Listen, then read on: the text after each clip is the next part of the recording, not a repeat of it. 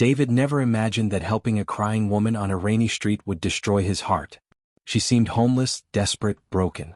But when her billionaire father appeared at his door, everything changed. The woman he loved was engaged to someone else.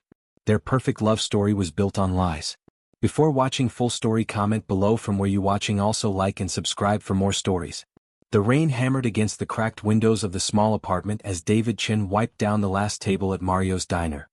His worn-out shoes squeaked against the wet floor, and his back ached from another 16-hour shift. At 35, he looked older than his years, with tired eyes and calloused hands that told the story of a man who had fought life's battles alone. "Another late night, David?" asked Maria, the elderly cook, as she hung up her apron. "Bills don't pay themselves," he replied with a weak smile, counting the crumpled tips from his pocket. $23. It wasn't enough for his daughter Emma's school supplies, but it was something. The clock struck midnight as David finally locked up the diner. The streets were empty except for the occasional car splashing through puddles. He pulled his thin jacket tighter and began the long walk home through the rough neighborhood he reluctantly called home. As he turned onto Maple Street, he noticed a figure huddled under the broken streetlight. A young woman, maybe 25, sat on the curb with her head in her hands. Her expensive-looking dress was soaked through, and she was shivering violently. David's first instinct was to keep walking. He had his own problems, his own daughter to worry about. But something about the woman's posture, the way her shoulders shook, reminded him of Emma when she cried. "Hey, are you okay?" he called out, approaching slowly. The woman looked up, and David was struck by her face. Even with mascara running down her cheeks and her hair plastered to her head, she was beautiful. But it was her eyes that caught him. They held the same desperate look he saw in his own mirror every morning. "I'm fine," she whispered, but her voice cracked. "No, you're not." David knelt beside her, ignoring the rain soaking through his jeans. "What happened?" The woman, who would later tell him her name was Sarah, stared at him for a long moment.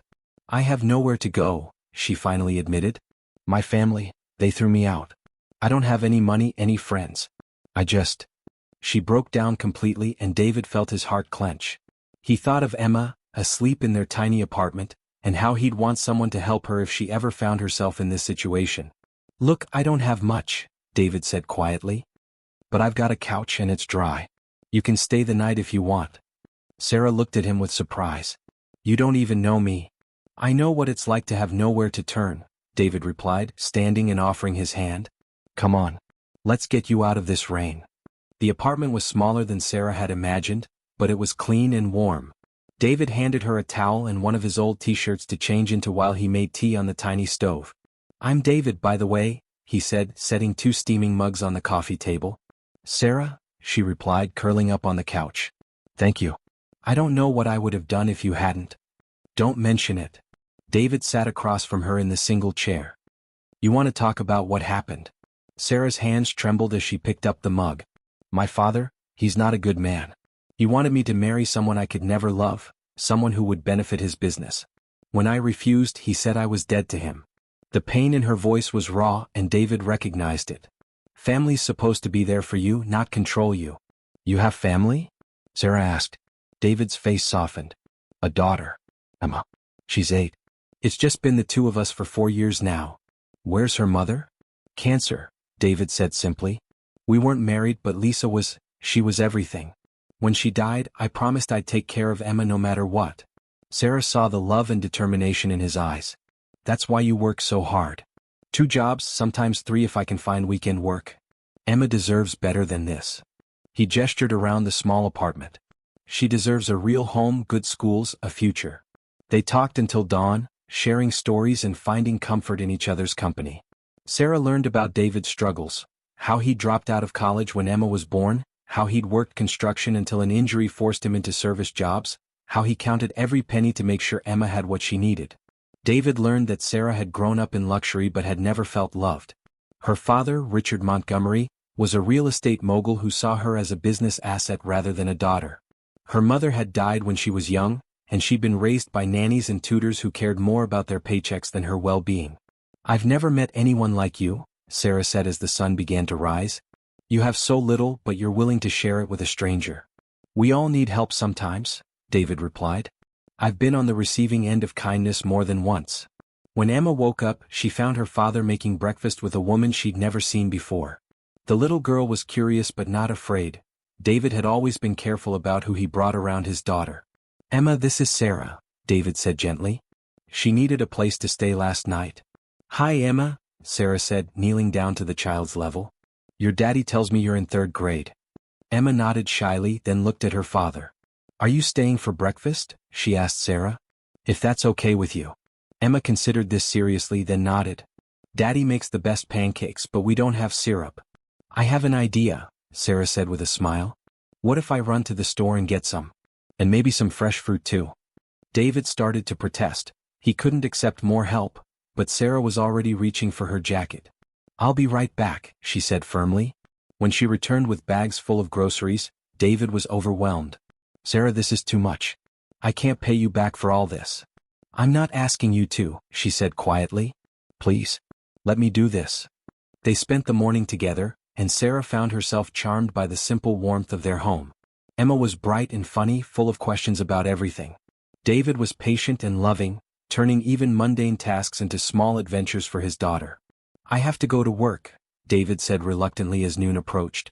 "But Sarah, you're welcome to stay as long as you need." "Actually, I should probably figure out my next step," Sarah said. "I've imposed enough." "You haven't imposed at all," Emma piped up. "Can't she stay, Daddy? Please?" David looked at his daughter, then at Sarah. "The offer stands. Take your time." That evening, David came home to find Sarah helping Emma with her homework at the kitchen table. The apartment smelled like something wonderful, and he realized Sarah had cooked dinner. "I hope you don't mind," she said nervously. "I wanted to contribute somehow." "Mind? This is amazing." David looked at the table set for 3, at his daughter's bright smile, at the domestic scene he dreamed of but never expected. "Thank you." Over dinner, Emma chattered about her day at school, and Sarah listened with genuine interest. She asked about Emma's friends, her favorite subjects, her dreams for the future. David watched in amazement as his shy daughter blossomed under Sarah's attention. "I want to be a doctor," Emma announced, "so I can help people like Daddy does." "That's wonderful," Sarah said warmly.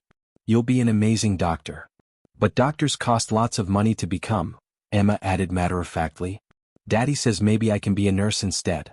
David's heart broke a little. He tried to be realistic with Emma about their financial limitations, but hearing her scale down her dreams hurt more than he'd expected. "You know what?" Sarah said, looking directly at Emma. "I think you should dream as big as you want. Sometimes the impossible becomes possible when you least expect it." That night, after Emma was asleep, David and Sarah sat on the couch talking again. "You're good with her," David said. "She's already attached to you. She's an incredible kid. You've done an amazing job raising her." "Sometimes I feel like I'm failing her," David admitted. "I work so hard, but we're always behind. She needs new clothes, school supplies, field trip money. I can't give her what other kids have." "You're giving her something more important than money," Sarah said firmly. "You're giving her love, security, and a father who would do anything for her. That's worth more than any amount of money." David studied her face in the dim light. "You really mean that?" "I've had all the money in the world and none of the love," Sarah replied. "Trust me, Emma is the richest kid I've ever met." Sarah had been staying with them for a week when everything changed.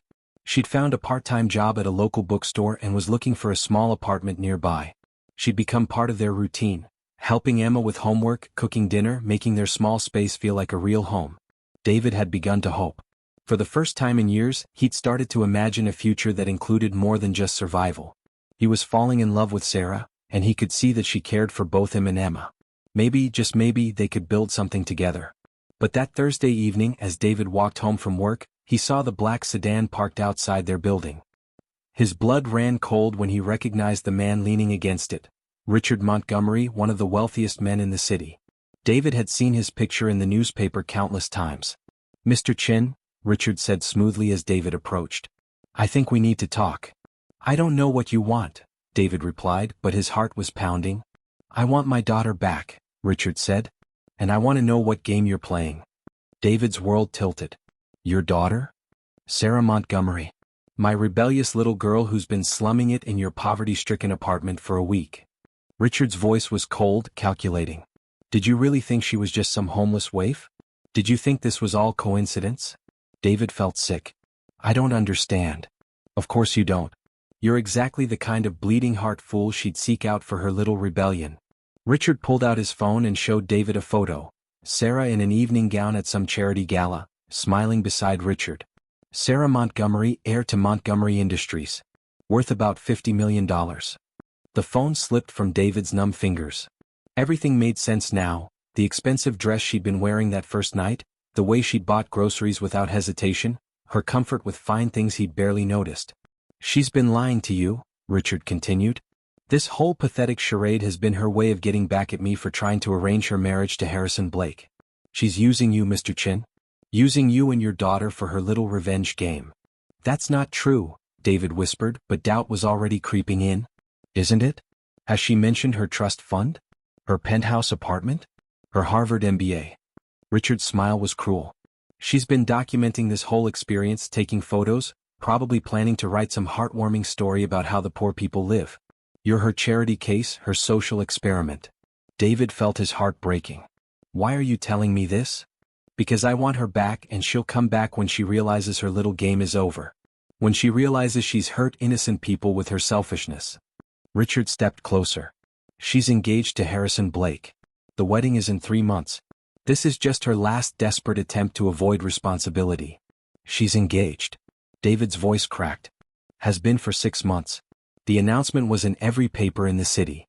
Richard pulled out another photo. Sarah in a wedding dress posing with a tall, handsome man. She's been playing house with you while planning her wedding to someone else. David stared at the photo, his world crumbling. I need to go. One more thing, Richard called as David stumbled toward the building. If you really care about her, you'll let her go. She doesn't belong in your world, Mr. Chin. She never did. David climbed the stairs to his apartment with lead in his chest. He could hear laughter from behind the door, Emma's bright giggle and Sarah's warm laugh mixing together. The sound that had become his favorite in the world now felt like a knife in his heart. He stood outside the door for a long moment, trying to compose himself. Then he walked in to find Sarah and Emma building a fort out of blankets and pillows in the living room. Daddy? Emma called out. Look what Sarah taught me. Sarah turned with a smile that faltered when she saw David's face. What's wrong? She asked immediately. Emma, go to your room for a minute, David said quietly. I need to talk to Sarah. But Daddy, we're not done with the fort. Now, Emma.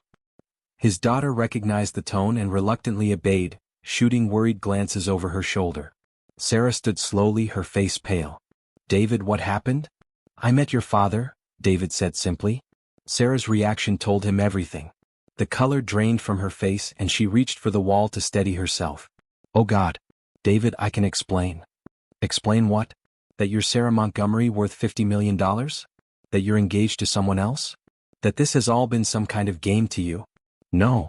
Sarah stepped toward him, but David backed away. It's not like that.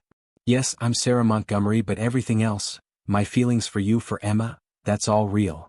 Is it? Because your father seems to think you're just slumming it down here with the poor people. Taking notes for your next cocktail party story. My father is a liar and a manipulator, Sarah said desperately. Yes, I have money. Yes, I ran away from an arranged marriage. But David, what we have is real. I love you. I love Emma. I love this life we've built together. Built on lies, David said bitterly. You've been lying to me from the beginning. I haven't lied about anything that matters, Sarah pleaded. I never lied about my feelings, about who I am inside. The money doesn't change that. Doesn't it? You've been playing house with us while you're engaged to someone else. You've been pretending to be something you're not. I'm not pretending. Sarah's voice rose. This is who I am, David. Not the trust fund, not the family name. This person right here with you and Emma. This is the real me. David wanted to believe her. Looking at her face, seeing the tears in her eyes, part of him still wanted to believe. But the doubt had taken root. Your father showed me pictures, he said quietly. You in a wedding dress with your fiancé. 6 months ago, Sarah. You've been engaged to someone else for 6 months. Sarah's shoulders sagged. Harrison Blake. Yes, I was engaged to him. But I broke it off, David. The night I met you, I had just come from breaking off the engagement. That's why I was on the street, why I was crying. I had given up everything to be free. But you're still engaged. The wedding is in 3 months. According to my father, maybe. But not according to me. Sarah moved closer. David, I left that world. I left it for this, for you, for Emma, for the life we could have together. David shook his head. You can't just leave your world, Sarah. You're not like us. You don't understand what it's like to count every penny, to wonder if you can afford your daughter's school supplies, to work 16-hour days just to survive. I can learn, Sarah said urgently. I want to learn. I want to be here with you. For how long? David's voice was hollow. Until you get tired of playing poor? Until you miss your penthouse and your trust fund? Until you realize that love doesn't pay the bills or put food on the table? That's not fair. What's not fair is letting my daughter get attached to someone who's going to leave. David's voice broke. She loves you, Sarah. She's already talking about you like you're going to be her mother. What happens when you go back to your real life? I won't leave, Sarah said fiercely. I'll never leave. You say that now. But when reality hits, when you realize that choosing me means choosing struggle and uncertainty and never having enough, you'll leave. And you'll break Emma's heart when you do. Sarah was crying now, but David forced himself to look away. I think you should go. David, please. Let me prove to you that I'm serious. Let me show you that I can live this life. With what? Your trust fund? Your family money? David's laugh was bitter. You can't prove you can live without money by using money, Sarah. Then I'll give it up. I'll renounce my inheritance, sign it all away. And then what? You'll resent me for making you poor? You'll hate me for taking away your security? David shook his head. You can't just flip a switch and become someone else. I'm not trying to become someone else, Sarah said desperately. I'm trying to be myself. For the first time in my life, I know who I am. I'm someone who loves you and Emma more than anything in the world. David looked at her for a long moment, memorizing her face, trying to hold on to the feeling of hope she'd given him. I love you too, he said softly. That's why I'm asking you to go. Love doesn't mean letting go, Sarah pleaded. It means fighting for each other. Sometimes it means protecting the people you love from getting hurt. David's voice was final. Emma's been through enough. I won't let her go through losing someone else she loves. Sarah stared at him, tears streaming down her face. You're making a mistake. Maybe. But it's my mistake to make. Sarah left that night, but not before saying goodbye to Emma. David watched from the hallway as she knelt beside his daughter's bed, smoothing her hair and whispering words he couldn't hear. Emma cried, not understanding why Sarah had to go, and David felt his heart shatter all over again. Will you come back? Emma asked, clinging to Sarah's hand. I don't know, sweetheart, Sarah said honestly. But I want you to know that these have been the best weeks of my life. You and your daddy are the most wonderful people I've ever met. I love you, Sarah, Emma whispered. I love you too, baby. So much. When Sarah finally left, David held his sobbing daughter and wondered if he'd made the right choice. The apartment felt empty without her presence, cold and small again. Days passed. David went through the motions of his routine, but everything felt hollow. Emma barely spoke, picking at her food and staring out the window as if waiting for Sarah to return. David had tried to explain that Sarah had to go back to her real life, but Emma didn't understand. She was happy here, Emma said one evening. Why can't she stay if she was happy? David didn't have an answer. 2 weeks after Sarah left, David was surprised to find Richard Montgomery waiting for him outside the diner after his shift. Mr. Chin, Richard said, approaching with a measured smile. I wanted to thank you. For what? For doing the right thing. Sarah came home and she's agreed to go through with the wedding. She's back where she belongs. David felt sick. Good for her. I also wanted to give you something. Richard pulled out an envelope. A token of my appreciation for your discretion. David looked at the envelope without taking it. What is it? Enough money to move you and your daughter to a better neighborhood. Get Emma into a good school. Maybe even put some aside for her college fund. You're trying to pay me off? I'm trying to help you. Sarah told me about your situation. This money could change your life. David stared at the envelope, thinking of Emma's dreams, of the opportunities this money could provide. Then he thought of Sarah's face when she'd said she loved him, of the way she'd looked at Emma like she was her own daughter. Keep your money, David said quietly. I don't want it. Richard looked surprised. Don't be a fool, Mr. Chin. This is more money than you'll make in 5 years. I said I don't want it. Why? Pride. David looked at Richard, really looked at him, and saw a man who thought everything could be bought, everyone could be controlled. Because some things aren't for sale. Richard's expression hardened. Everything is for sale, Mr. Chin. Even love. Sarah learned that lesson. Did she? Or did you force her to learn it? I saved her from making a terrible mistake, Richard said coldly. She would have been miserable with you eventually. She would have resented the poverty, the struggle. I saved her from that. You saved her from happiness, David replied. There's a difference. Richard pocketed the envelope. Happiness is a luxury, Mr. Chin. Sarah has responsibilities, obligations. She understands that now. And what about what she wants? What she wants is irrelevant. She's my daughter and she'll do what's best for the family. David felt a surge of anger. She's not your property. She's a person with her own feelings, her own dreams. She's a Montgomery, Richard said as if that explained everything. And Montgomerys don't marry beneath their station. The insult hit its mark, but David didn't flinch. Maybe that's your loss.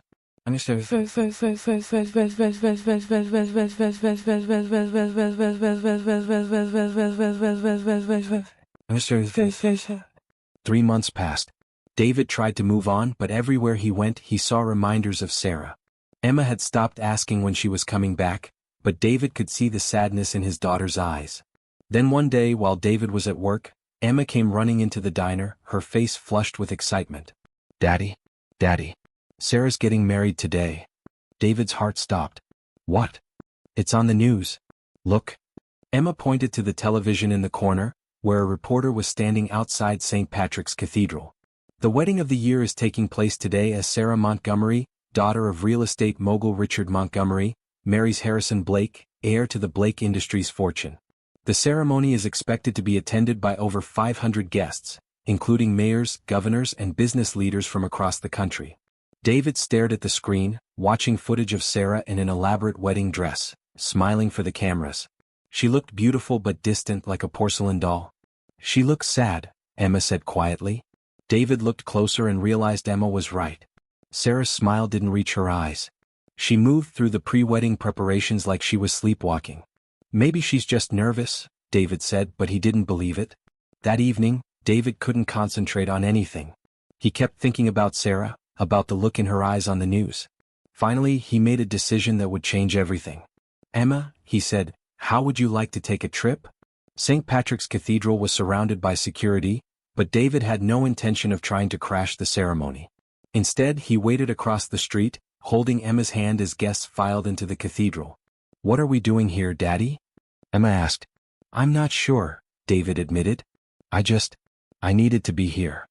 The ceremony began, and David found himself imagining Sarah walking down the aisle, promising to love someone she didn't care about. He thought about the woman who had cooked dinner in his tiny kitchen, who had helped Emma with homework, who had made their little apartment feel like home. Daddy, look. Emma pointed to a figure emerging from a side door of the cathedral.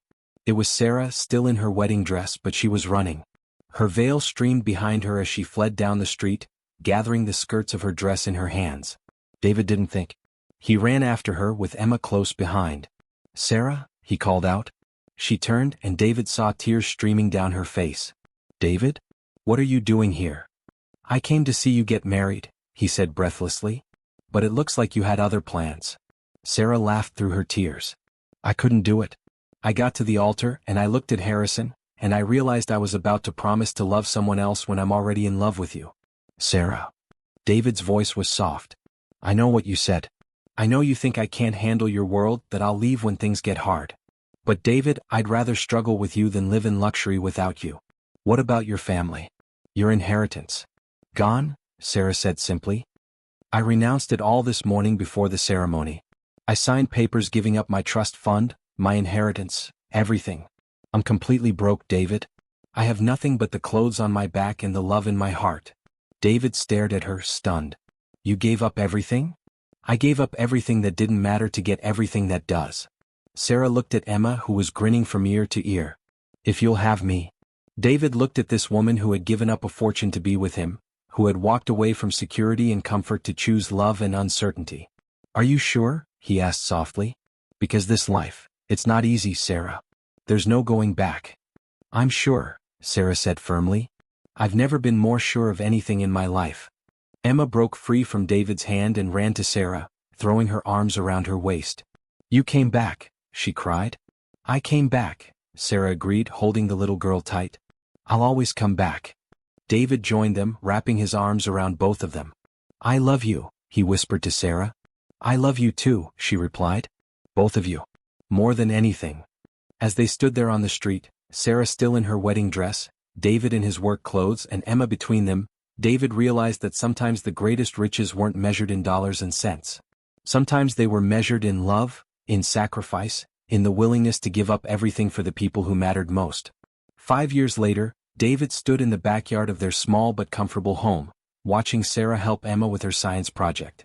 They'd married 6 months after Sarah left Harrison at the altar, in a simple ceremony with just a few close friends. Life hadn't been easy. Sarah had struggled to adapt to their modest lifestyle, and David had wrestled with his pride as he watched the woman he loved give up so much for him. But they'd made it work through love, patience, and determination. Sarah now worked as a teacher at Emma's school, using her education to help other children learn and grow. David had been promoted to assistant manager at the diner and was taking night classes to finish his degree. Emma was 13 now, still dreaming of becoming a doctor, but with the confidence that her dreams were possible. "Daddy," Emma called out, "come see what Sarah helped me build." David walked over to admire their latest creation, a model volcano that actually erupted. "Very impressive," he said, putting his arms around both of them. "Sarah says I might be able to get a scholarship to college," Emma said excitedly. "She's been helping me study extra hard." "That's wonderful, sweetheart," David said, meeting Sarah's eyes over Emma's head. They'd never told Emma about Sarah's wealthy background, wanting her to understand that success came from hard work, not privilege. That evening, after Emma had gone to bed, David and Sarah sat on their front porch watching the stars. "Any regrets?" David asked, as he did sometimes. "Only one," Sarah said, snuggling closer to him. David's heart skipped. "What's that?" "That I didn't meet you sooner," Sarah smiled. "That I wasted so many years in that empty world before I found my real family." David kissed her forehead. "We found each other exactly when we were supposed to. You know what I was thinking about today?" Sarah said. "What?" "That night when you found me on the street.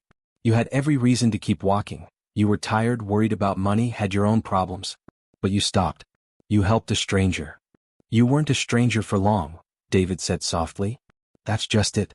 You saw me as a person worth helping before you knew anything about me. That's who you are, David. That's why I love you." David looked at his wife, at the woman who had given up everything to build a life with him, and felt overwhelming gratitude. "I love you too," he said. "More than words can say." As they sat there together, David reflected on the journey that had brought them to this moment. It had started with a simple act of kindness on a rainy night, but it had become something much more. A love story that proved that the most valuable things in life couldn't be bought or sold. In the end, Sarah had been right that first night. Sometimes the impossible becomes possible when you least expect it. And sometimes the greatest riches come not from what you have, but from what you're willing to give up for love. The night that had changed everything had given them everything that truly mattered: each other, their family, and a love that no amount of money could ever buy.